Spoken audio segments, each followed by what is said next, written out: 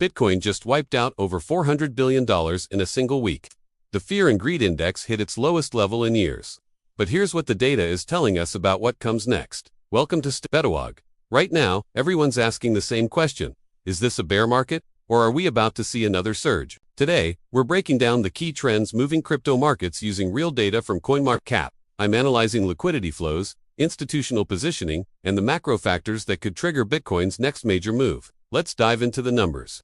Last week, the CoinMarketCap Crypto Fear and Greed Index dropped to 10, the lowest reading since the index launched in 2023. As of now, it's bounced back to 15, showing early signs of recovery. Here's what's interesting. Historically, this index has never stayed below 15 for more than 7 days. We're seeing that same pattern play out right now, with a V-shaped recovery in sentiment. But sentiment alone doesn't move markets.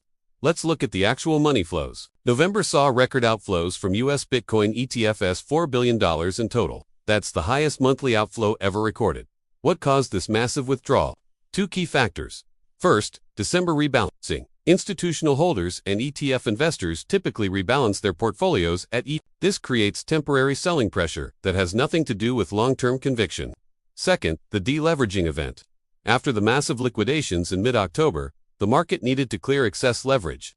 That process is largely complete now, setting up potentially cleaner price action ahead. To understand where crypto is headed, I analyze markets in 3 layers. Layer 1, macro direction. The macro environment sets our overall direction. Right now, we're dealing with a data blackout from the government shutdown, creating uncertainty.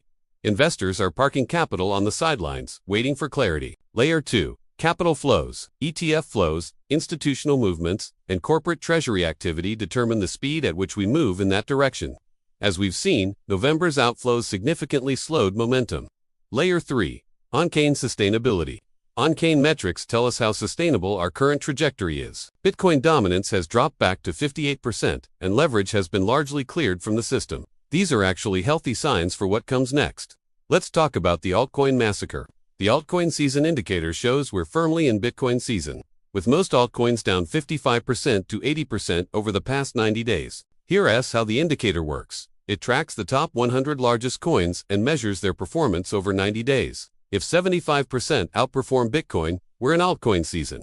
Right now, we're nowhere close.